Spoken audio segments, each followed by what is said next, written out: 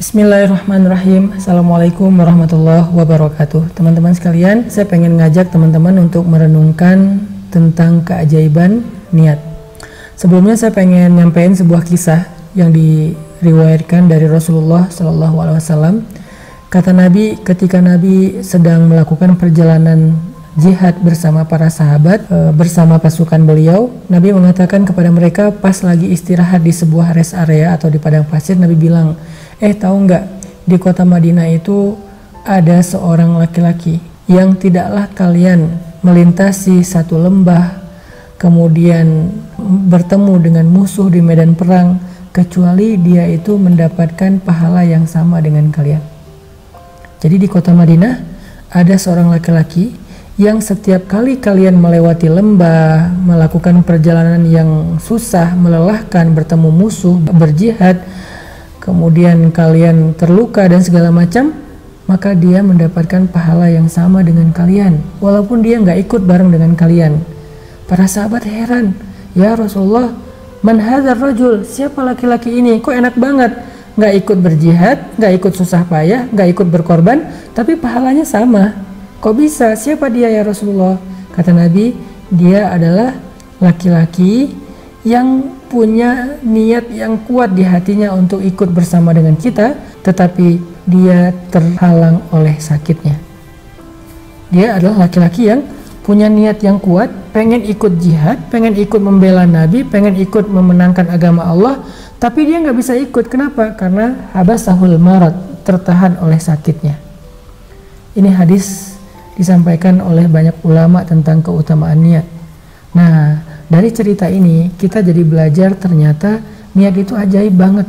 Saya sering bilang gini, niat itu secara fikih adalah rukun ibadah. Jadi nggak akan sah ibadah tanpa niat. Tetapi buat saya bukan hanya itu, niat bukan hanya rukun ibadah, tapi niat itu sendiri adalah ibadah.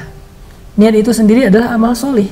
Sehingga kalau misalnya kita tahu tentang keajaiban niat, kadang-kadang kita dengan berniat aja tuh udah dapat pahala luar biasa.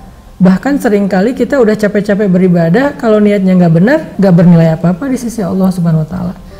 Makanya cerita laki-laki tadi yang nggak bisa ikut berjihad, nggak bisa ikut membersamai Nabi, nggak ikut berkorban untuk agama, dia cuman berbaring aja di rumahnya di kota Madinah, tapi dia dapat pahala yang sama. Jadi kalau malaikat mencatat pahala dia itu, dia lagi tidur nih, tapi pahalanya udah berjihad, udah berdakwah, udah membela Nabi, udah begini, udah begitu. Padahal dia tidur doang. Kenapa? Ibadahnya adalah ibadah hati dengan niat. Tetapi yang harus kita catat dan kita garis bawahi, kita stabilo, kita bold adalah kita nggak bisa mengelabui Allah dengan niat kita. Yukhadi'unallaha walladzina amanu fi qulubihim marad. Mereka ingin mengelabui Allah, di dalam hatinya ada penyakit. Nggak bisa, harus jujur sama Allah. Artinya laki-laki tadi yang nggak bisa ikut jihad bersama Nabi, dia nggak basa-basi, ya Allah seandainya saya sembuh saya pasti akan berjihad. Enggak, Allah maha tahu isi hatinya, dia emang pengen jihad, dia pengen emang beribadah, dia emang pengen beramal soleh, cuman emang nggak mungkin, nggak bisa bangun dari tempat tidurnya, sehingga dia sendiri merasa sangat sedih karena membiarkan Nabi berangkat berjihad sendiri dan dia nggak bisa melindungi atau membela Nabi SAW. Ini cerita pertama tentang keajaiban niat. Cerita yang kedua tentang seorang laki-laki. Ini cerita juga dari Rasulullah SAW yang meriwayatkan langsung. Jadi yang menceritakan itu langsung Nabi gitu. Kata Nabi, dulu tuh ada seorang laki-laki yang berniat pengen sedekah. Jadi dia berdoa, ya Allah malam ini saya pengen sedekah kepada orang yang pertama saya temui di luar rumah. Sehingga akhirnya dia keluar dari rumah membawa harta sedekahnya. Pas keluar rumah ketemu dengan seorang laki-laki yang lagi lewat, lagi jalan. Dia bilang, ya fulan berhenti sebentar, ini sedekah untuk kamu. Laki-laki itu tersenyum dan bahagia langsung pergi. Keesokan harinya orang-orang pada heboh bilang, semalam ada seorang pencuri dapat sedekah. Laki-laki yang bersedekah ini kemudian jadi sadar ternyata semalam dia memberikan sedekah kepada seorang pencuri. Sehingga dia ngerasa, aduh salah nih sedekahnya, salah target kepada pencuri, berarti nggak berpahala dong. Sehingga malam kedua dia berdoa lagi. Dia bilang, ya Allah malam ini saya pengen sedekah ke orang pertama yang saya temui di luar. Semoga malam ini saya menemukan orang yang berhak mendapatkan sedekah. Akhirnya dia keluar, ketemu seorang cewek yang lagi jalan. Dia bilang, "Mbak, tunggu sebentar." Dia kasih sedekah. "Ini sedekah buat Mbak." Perempuan ini kemudian merasa bahagia, senang, dia tersenyum, dia bilang makasih, pergi. Terus besoknya orang-orang pada heboh bilang semalam seorang perempuan pezina mendapatkan sedekah. Sehingga laki-laki ini jadi sedih lagi gitu, kecewa, aduh sedekahnya salah lagi nih. Akhirnya malam ketiga dia berdoa, "Ya Allah, mohon malam ini saya pengen memberikan sedekah kepada orang yang paling berhak, bimbing saya ya Allah." Akhirnya pas dia keluar rumah, ketemu seorang laki-laki lagi lewat, dia kasih aja sedekah. "Ini sedekah buat Anda." "Makasih." Pergi aja laki-laki tersebut dalam wajah yang penuh rasa gembira, bahagia, dan terharu. Besok paginya heboh lagi, orang-orang bilang semalam seorang laki-laki yang kaya, yang kikir dapat sedekah. Akhirnya laki-laki ini merasa sedih, 3 kali bersedekah, 3 kali salah orang. Malam yang berikutnya dia tertidur dalam keadaan hartanya udah habis, dia nggak tahu lagi mau sedekah apa. Dan dalam tidurnya tiba-tiba laki-laki ini bermimpi.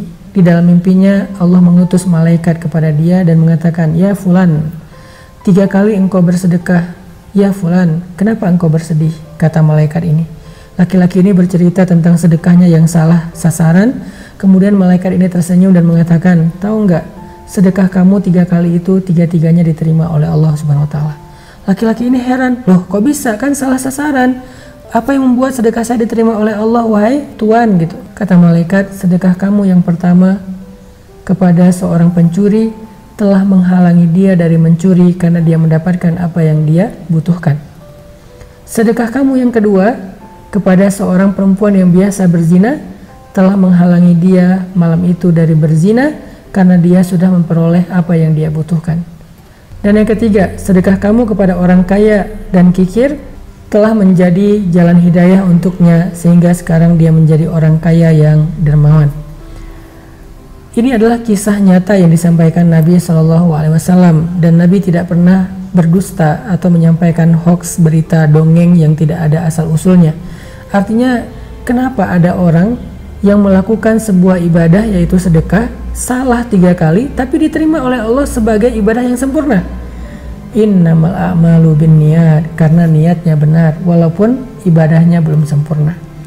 Kita sadar banget sepanjang bulan Ramadan mungkin banyak dari ibadah kita yang gak sempurna. Sholat kita gak sempurna, gak khusyuk, puasa kita gak sempurna, mungkin gak sengaja ngelihat apa, ngomongin apa, kemudian tilawah kita gak sempurna, banyak hak-hak tilawah, huruf dan tajwidnya masih kurang. Sedekah kita nggak sempurna, kadang mungkin nggak memberikan yang terbaik kepada orang lain. Banyaklah kekurangan dari ibadah kita. Terus gimana biar ibadah yang secara zahir ini banyak kurangnya tapi pahalanya sempurna di sisi Allah? Perbaiki niat. Maksud perbaiki niat, ikhlaskan niat karena Allah Subhanahu Wa Taala.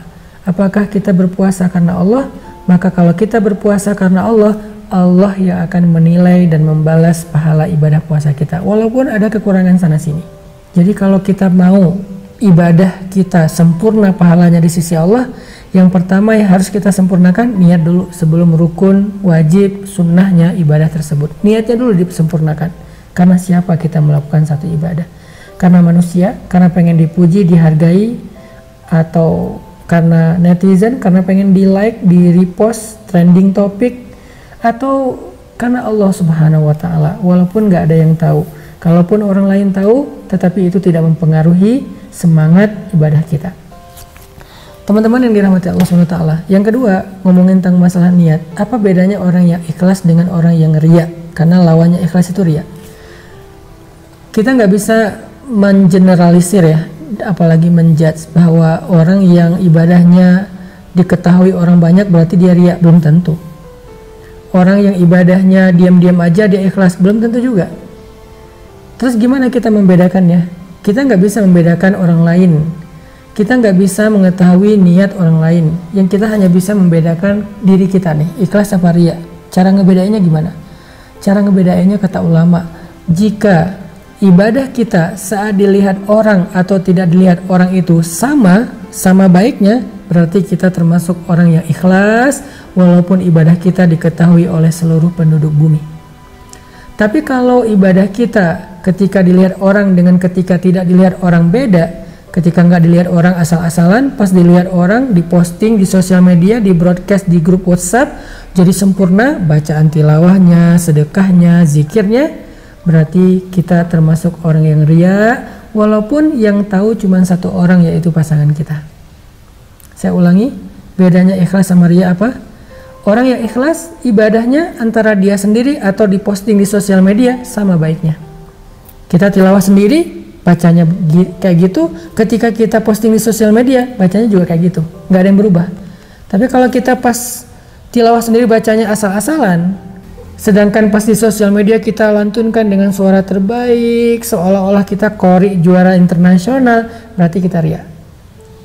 Jadi orang yang ikhlas, ibadahnya antara sendiri dengan dilihat orang lain sama baiknya. Orang yang ria, ibadahnya beda ketika dilihat orang lain atau tidak dilihat oleh orang lain. Sehingga ada orang yang ketika dia beribadah cuman satu orang yang tahu, yaitu pasangannya, tapi dia bisa menjadi orang yang ria.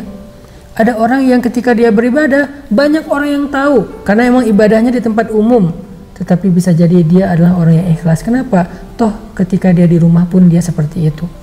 Tapi orang yang tadi, yang pamer, yang ria kepada pasangannya, kalau pasangannya nggak ada, dia akan beribadah asal-asalan. Makanya coba kita renungkan masing-masing, kita ini ikhlas apa ria?